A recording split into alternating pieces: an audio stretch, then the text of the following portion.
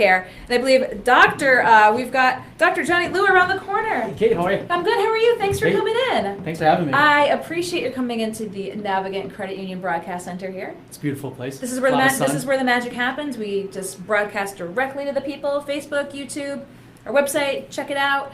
And you're here to talk all things healthcare. Now, we talked a little bit with Bob earlier. Again, the big news today is the vote in the House. Absolutely. And, you're the doctor, you're on the doctor side, but I'm sure very cognizant of all the political ramifications. What do we expect with this moving to the Senate?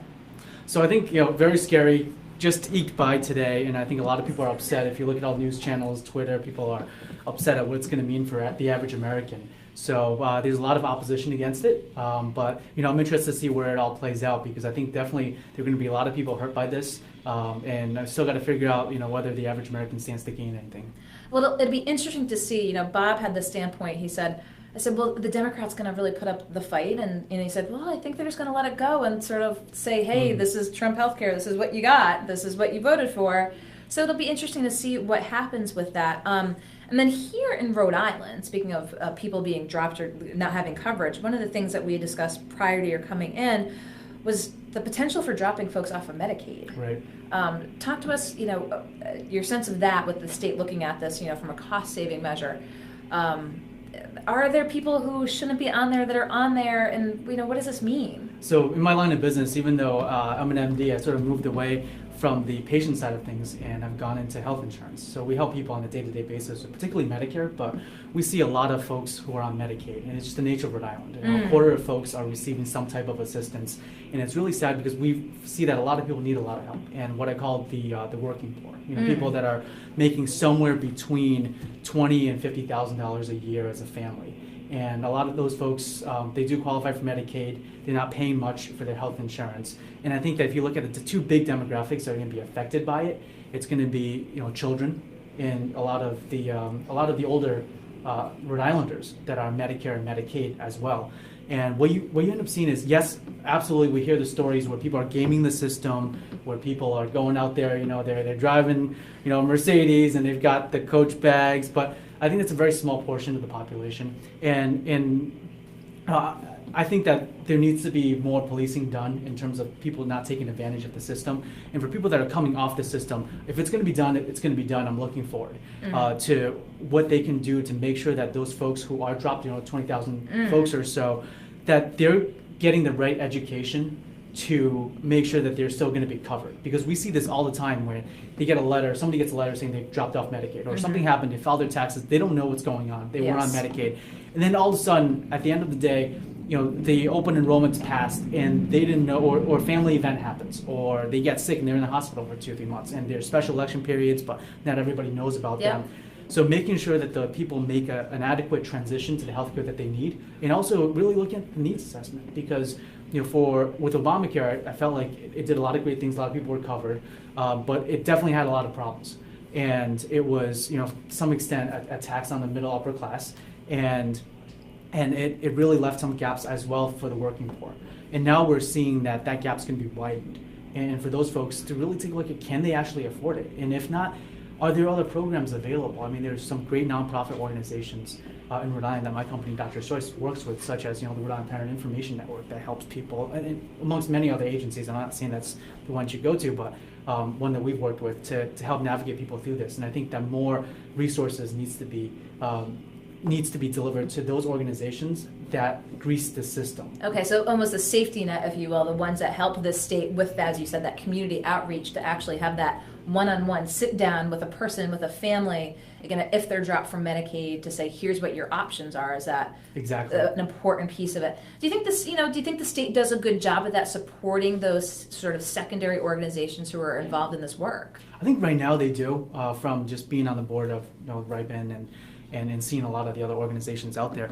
But I think more work can be done, because I know that with nonprofits, with a lot of these organizations, they're always worried about budget cuts. And they also get a lot of money from a lot of the corporations that are around here, the insurance companies, whether it's the Blue Crosses, Neighborhoods, the Tufts, United's out there. So I think there needs to be more attention paid to, okay, how do we, because what baffles me in Rhode Island, you get this, is that, in terms of certain categories where some of the highest cost of healthcare, especially in psychiatric mental health in the country, in terms of from a provider's perspective, we have some of the lowest paid providers. So if we have some of the highest cost out there and some of the lowest paid, outputs or cost of goods sold, I like to call it, there's something missing in between, and I really want to figure out what that is, because I think we can make a lot of change if we do. And you are vested here in Rhode Island. You're a Hendricken alum, I am. Brown alum.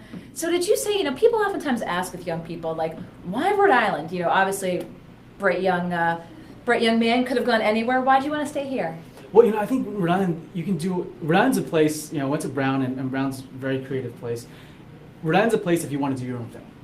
I think that, if you're looking for a job, and I hope that, and there's a lot of great companies. One of my good friends, Rajiv Kumar, Dr. Kumar, is bringing 200 plus jobs through Virgin Pulse here. There's GE coming here. So they're doing some really great things. Housing prices are going up, and we're looking for a house right now, so we can't find any because there's no inventory. Oh, yeah, it's a tight market. Yeah, but which is, I think it's good news, right? Because people are moving. We hear so much that people want to come down here, they want to live here, and they want to build something here. So, I think investing in something before the trend happens is a smart idea, and I really do think that Rhode Island's on an uptrend with what we're doing here in terms of innovation.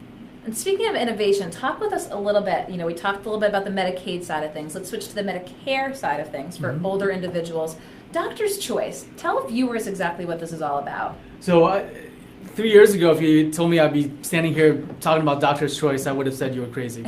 So with Doctor's Choice, what ended up happening was I was finishing up my medical training, and I was in a primary care office in North Smithfield. Obamacare was coming out. Ironically, that from Obamacare to Trump care. And a lot of the patients I was helping to see, they were on Medicare. They were really confused, and I didn't have a good resource. I know there are tons of people that do them and that help people with Medicare.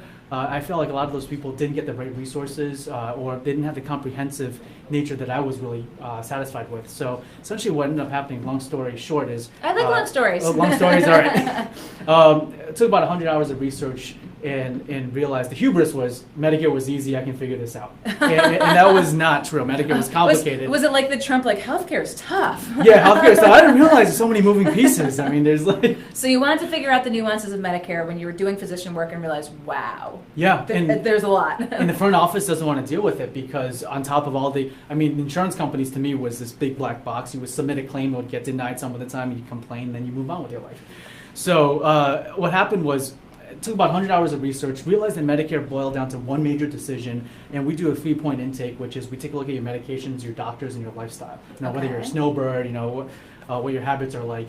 And we realized that given those three inputs, there's really only one or two options that make sense for most people. And then it's about explaining it to them and making sure that they know where the pitfalls are. And also, more importantly, a lot of people know about the plans because once you turn 65, you're bombarded. Like, if you help a parent or a grandparent with Medicare, there's no shortage of information, but this is what I'm scared about Trump care because of what's going on with, you want to push HSAs, want to take a lot of the responsibilities and give it to the states with Medicaid, the high-risk pool, low-risk pool. It's just going to be so much information, and for the average person, for me, healthcare is exciting because I'm in it.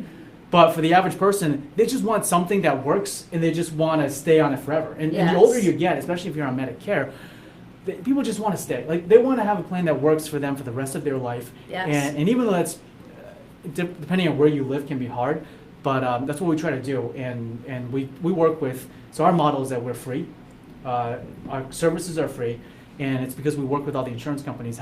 Going back to how we got started, it was 100 hours of research, distilled down to a 40-minute presentation. Was delivering at Brown University, and they really liked it. And they said, well, first it was delivering to the doctors, and I realized that doctors didn't want to hear it. And then Why did doctors? Why did they not have an appetite for it? It's just more. You're working 100 hours a week. Yep. You've got a lot of paper, and it's really like learning another language. Okay. In healthcare, because doctors are not used to talking with patients about cost. And I think that needs to be done more, but I don't think we're there yet. Okay. And so doctors saw this as a huge burden, additional staff that they have to train, and also on top of that, additional risk, because you're talking about insurance and you still need another license to do that. So the funny thing was, Brown liked it, said, could you do this for all of our retirees? Oh. And we said, sure. And so the same doctor showed up. First test case. First test case, so we're very grateful. Alma Mater stepped in, and it was great because it was free. And the same doctors showed up, except they were now excited because it was about them.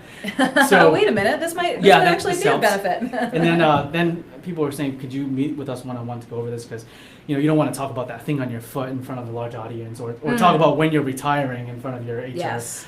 Very sensitive issues. Exactly. Yes. So, and I said that people, we wanted to be unbiased, and we wanted to be, just give you the facts and give you the personalized consultation. And people around the country were charging upwards of $2,500 to sit down with you for an hour or so. That's a to lot of go money, over. Yeah, especially if you're an older individual on a limited income. Exactly, and I would say 99% of the people cannot afford that. So Yes. we went to the insurance companies and we figured out a business model so similar to essentially an insurance agent. We work with, in Rhode Island, we work with pretty much the two big players here, the Blue Cross and United, and we give you a side-by-side comparison. And we help you fill out the paperwork. We help you with the Medicare Parts A and B with Social Security and Medicare, and we stay with you for life. So each year during the open enrollment, which is October 15th to December 7th, we take a look at what medications have changed, what lifestyles have changed, what health situations have changed, and we take a look at all the other changes to the plans out there to make sure that you're in the right place for the following year, so there are no surprises. So I wish that there was something that we can do for the Medicaid side of things. And although we do a lot of pro bono work at this time, people walking in the door, but I think that there's needs to be more work done on the education side. How many folks have you served? Are you serving? We've helped over, I personally helped over 600, and our team has helped Wow. over 1,500 folks in Rhode Island, Massachusetts. We're technically operating 20 different states, all across the eastern seaboard, as well as the major retiree states, California, Texas, Arizona, etc. So if you're working in other states, so talk to us maybe about the nuts and bolts. If someone's on Medicare, has got a parent on Medicare, and say, wow, that sounds like it might be something that would be of benefit, just go to the site to check it out? Yeah, go to our site. We're building more online education. And can you tell them what your site is? Yeah, is? so the site is www.doctorschoiceusa.com. And I guess we'll provide a link maybe? Yes, when we clip the fleece, you'll be able to find that link. Perfect. And so we have a lot of online videos that walks you through the soup and nuts of Medicare. We're also going to be doing a revamp of our online course, doctorschoiceu.com, which is it's a free online course that we can walk you through Medicare. It's going to be 3 modules, 30 minutes to go through. It'll save you about 100 hours of research on your own. So how many folks do you have working with you? We have a team of 5 currently, and we're hiring. So we're looking to hire some good Rhode Islanders to stay here. Oh, okay. And what type of skill set, if they're going to be working in this, do you have to obviously clearly have a knowledge of the healthcare industry? Should you be coming from a physician background? Who's the ideal candidate that you're looking for? Yeah, so actually we realized that even if you have a medical background, this field is very specialized. So who we're really looking for are people with, they love people, they love working with people. They're very well organized, they always follow up. And then what they're willing to do is that they're willing to advocate for somebody 110%. So those are the only things, so they're really qualities of people that we look for, no prior experience necessary, because we're willing to train. Okay. And what's the growth potential? Is it almost unlimited? Yeah, so Medicare is 10,000 people, turning 65 every day. That's a statistic that I think it's actually more than that. And then, so 55 plus million folks on Medicare in the U.S. today. It's set to grow to upwards of 75, 80 million by 2020. And on top of that, there's with what's going on with healthcare, there's so many different options, and there's a huge need for this. So market's growing, supplemental plans growing at a 7.7% annualized rate, with all the other plans growing double digits. So huge opportunity. Huge opportunity. And explain, if you could, to us, and maybe to me in layman's terms, how you work with the insurers, how this free model for people works by working with the insurers. Sure. So what we do is that we actually get paid. Technically, it's a fee from, you can call it a commission or whatnot, from the various insurance companies when we help you enroll. Okay. So when we help you fill out the paperwork, we submit it, we can also track it for you. And actually, for most of the plans, these fees are actually regulated by the federal government. So CMS says you can only pay a certain amount, and it has to be set across the board. Okay. So that takes away a lot of regulation. Exactly. So it's not like, certain plans are going to pay a whole lot more, and that's... So no one's whining and dining you at the Capitol Grill to put them on a particular plan. No, You're like, no. I think we've dined other people, the employers, but... So the growth could be unlimited. Absolutely. And I think what we really see ourselves as, because people call us for all sorts of stuff, and we're happy to help out any way that we can, whether it's recommending a doctor or... I got this mail and I don't know what to do about it. It's not technically related. We're happy to help if we have pro bono time available. So we really see us as a retirement business, helping people, not financial services, but rather helping you through the various aspects of retirement healthcare. Fantastic. Well, I'm glad I had you in today because just so much going on healthcare-wise in the state right now. And another thing that we've been working on and covering here is the potential merger with Care New England and Partners. You're in the industry, and it's not really a merger. It's kind of more of a takeover and acquisition that would occur. What do you see about that? Should a Care New England be looking out at Partners? And folks have kind of talked about both sides of the coin. Known for quality healthcare up in Boston, but what would that mean for down here? Do you see it happening, and what would that really mean for sort of holistically here in the state, do you think? Yeah, I'm curious to see where everything plays out, because even though there's a letter of intent, I don't think the deal is finally solidified. It's really very beginning stages. Yeah. They're even exploring it. There may not even be a deal. For me, it's always about cost. In terms of going at the cost of healthcare and how do we lower it, and how do we then maximize the patient experience. And I think that in a state where you only have a few competitors, it's sort of the chicken or the egg, where you only have two hospital systems, or actually we have technically 4 or 5 hospital systems, but 2 main ones, and neither one of them have a whole string of the Noah's Ark of physicians and specialists Yes. and facilities. It's tough because really, for the insurers, the negotiations are tough. For the doctors, the negotiations are tough. And I'm curious because Partners, great organization, Mass General, everybody in Rhode Island, one of the questions that we ask is, would you want to go up to Boston for services if something major were to happen? And the good thing is that the trend that we're seeing in the past 5 years has been more and more people have said no. I think that the quality of care in Rhode Island is good enough. And then what I'm concerned about is if you bring Boston prices down here in terms of negotiating power, then will that drive up the cost of care for everybody else? I think infrastructure-wise, we can learn operationally from some of the more well-run hospitals in facilities? Absolutely. But the verdict is still out for me on it. I just don't want to see costs go up for Rhode Islanders, because I think costs are high enough as it is. So one of the interesting things we've talked to folks about this, obviously Partners works very closely with Harvard Medical School. What would happen to a Brown Medical School in this instance? Would it have the potential to lose out in this arrangement? I think geographically, it's very important for Brown to work with Care New England, Lifespan. Yeah. The VA, even when I was going to medical school, we never really quite worked with Roger Williams or Woonsocket or anywhere else. But I don't think that's going to change, because for medical school to be effective, you need to go through pretty much all the major specialties as rotations, and you can only get OB-GYN at women and infants, or South County, but mostly women and infants. So I don't think that relationship's going to go away. I think that it would be detrimental to the medical school. You would probably not even have a full program if that were to happen. We're keeping a close eye on that, because that is of importance, obviously, to Brown and the medical school. Now, we had Dr. Michael Fine, the former head of the Department of Health, in here. I don't know if it was last week or the week before, but he kind of wants to just blow the whole system up. And one of the things that he said, he thinks that a number of hospitals could be closed here in the state. Do you see that? Do we just have is the industrial complex sort of gotten too big?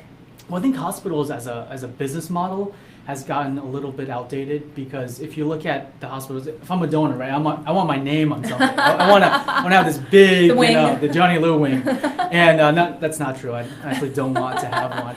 But so donors invest in infrastructure. Right? So you have these big buildings they're beautiful, they're state of the art, but there are facility costs, there's operating costs, right? So what ends up happening is that with these hospitals is that they get bigger because people are philanthropic, which is great. But then they can't sustain them. Can't sustain them, so your fixed cost goes way up, and then you have to justify your costs because, look, my fixed costs are this, and I have to keep this going in order to keep my doors open. So it's sort of a race to the bottom. And so going back to what Dr. Fine was saying, where do we need to close down certain hospitals? Politically, that's a very charged. It'd be very, very charged. Number of jobs that's going to be lost. What are we going to do with the buildings? What's going to happen to the towns and that these hospitals are with? I know that with Memorial, even though it's a struggling hospital, the community doesn't want it to go away. Very much rallies because behind it. Anytime Exactly. So it's like we can't get rid of it. So I think instead of shutting them down, what I think would be really interesting to see, just from my own perspective, being entrepreneurial, is repurposing certain parts of the hospital to being more tailored towards wellness, tailored towards preventative care, and integrating centers of care instead of just having a hospital, which I think some of them are trying to do, but a major push for that. Now, Dr. Fine was huge into. There's this model that he was exploring, which I'm a huge believer of, and so the two sides of Trump care, one is that this could all blow up. That's what I think what Bob was talking about, which is the Democrats will say, just let this whole thing blow up, and then we'll go single payer, which is one way. The other way, I think it's sort of a deleveraging process, is that they're a huge supporter of HSAs, health savings accounts, where essentially these are accounts where you can put money in pre-tax, it rolls over, so it's not a use it or lose it, and you can invest in mutual funds and let it grow, and it'll essentially provide tax-free funds for your healthcare needs. And that's going to lead to, because right now, even with Obamacare, we're seeing deductibles go up, co-pays go way up. I mean, I just had issue with my, I went to see my dermatologist. It cost me $200 in the last just 2 weeks just going to see him in terms of co-pays. And co-pays. Just co-pays. Just co-pays, not like the creams or anything like that. So with the huge deductibles, with the huge co-pays that we're seeing, some families are getting deductibles upwards of $10,000. So that means that the average, let's say the average premium for one person, what I call the danger zone, is between 50 and 64, $600 to $800 ballpark. Okay. So you're looking at $9-10 grand a year on top of possibly 10 grand you have to put in the bank just in case a catastrophic event happens. $20,000 a year. Not a lot of people can afford that. And then so what I'm getting to is that there's we're already paying cash for most of our medical needs anyways. I would say that probably 70, I'm making these numbers up, but 70% of people are not getting their money back when it comes to health insurance in terms of what they're paying out versus what they're getting.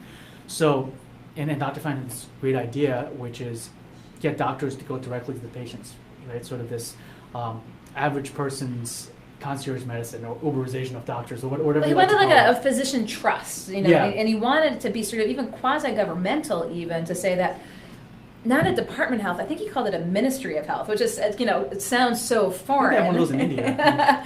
Sounds so foreign, but again, just thinking so outside the box because of the system that we're in. Is it just unsustainable? I think so. I think in terms of healthcare costs, even with the Obamacare bill, something like your healthcare costs can not be more than 9.5% of your income, and then the GDP of healthcare is close to 20%. So how does that work? Exactly. Who's going to do that? Where do you fill that gap? So right. Where do you see, you're a fairly young graduate from Brown Medical School. Do you see folks, or do you talk with young folks who might be, do you think there's a hesitancy to enter the field just because of they're like, they hear the maybe horror stories from physicians about, how difficult it is to even, make a business work. Do you think there's any sort of, or do you think that people will always have the inherent, I want to be a doctor and this is why type of, pursuit of the field? What are you seeing in terms of young folks' interest in getting involved today when the field is just, so difficult? Yeah, I think medical school is still very, very competitive. It's a great profession to be in. Most people that I talk to when they go into medicine, they say, I just want to help people. Right? I don't care about, yes, the income's great, but I just want to help people. And a lot of physicians now are being employees. It's almost next to impossible for new person come out with student debt to start their own practice right off the bat, because you just can't. You just can't. The infrastructure costs. You have to do your own marketing, and it becomes a sales business. But we're seeing a lot of folks who want to do medicine getting the advice of if you want to be outpatient, if you want to be primary care, don't get an MD. Go get a PA. Go be a PA, physician assistant, nurse practitioner. Practice in primary care setting, and then the physicians they're more incentivized to be specialists. Okay. Which I think it's a trend that I don't know if I agree with 100%, just because I think that we still for most individuals, for most Americans, their entry into the healthcare system is still a physician, primary care. And I still had so the reason why I wanted to go into primary care was I had this view of the small town doctor where you still go around with your bag and you do house visits. And you've got the three-piece suit. I look like a banker today. You caught me on an interesting day. And so you go in and you give as much time as somebody needs. But I think that's going away. But I think that the new trend of concierge medicine, these micro practices, is I think a little bit of a light at the end of the tunnel where physicians can still practice, take on 500 patients instead of 2,000. Minimize the administrative costs so you can spend more time, resources, and not cut into your earning potential, and spend the adequate amount of time with patients instead of just the 15 minutes behind the laptop. And so you talk about this again, the concierge type of arrangement. Are we seeing that here in Rhode Island, or is this more of a national trend? More of a national trend. In Rhode Island, there are a few folks that are doing it. I think that in Rhode Island, because of the lower income, in that most of Rhode Islanders who are employed are covered by large, either the state, nonprofit organizations who have very rich benefits. Yes. So for them to spend an extra $500,000, $2,000 a year for concierge medicine, they would rather pass. But I think as things progress and as the trend that we're seeing is that employers are cutting back on benefits, we're going to see more people saying, yeah, why not? You know, my time is important, and if I have a relationship with a doctor, I want to keep it. So very interesting, coming from Brown, going for the training for a physician and then doing this Doctor's Choice USA. We did a piece on Go Local, maybe about a year or so ago. It was Brown grads leading in business. Do you think that going to Brown just enabled maybe that liberal sort of undergrad? Did you think that you'd be going down this path, and do you think that it helped you sort of think of the bigger picture outside of medicine? Well, I think we have some really creative folks that come out of Brown, and the reason is that for me, at least, it was a very low-stress environment. You weren't competing with people. Everybody was just really talented, and they just wanted to do their own thing. And I think that if you polled most Brown graduates, you would see, change the world, be in the top 5 of pretty much everybody. And that's what a lot of Brown graduates end up doing. I mean, in terms of healthcare, we've got Dr. Gus Manacchia, who's the chief medical officer at Blue Cross. He graduated out of Brown. And you have Alan Mooney, who's the chief medical officer of Cigna, one of the top 5 insurance carriers out of Brown. You've got, Dr. Barrett Brady, who started Napsis. You've got Dr. Rajiv Kumar, who started Shape Up, and then you've got other physicians countless physicians out of Brown have started companies that have gone out to help millions and millions of people. So definitely, I think the low stress environment, the ability to explore and just to say that, okay, so you've got this degree.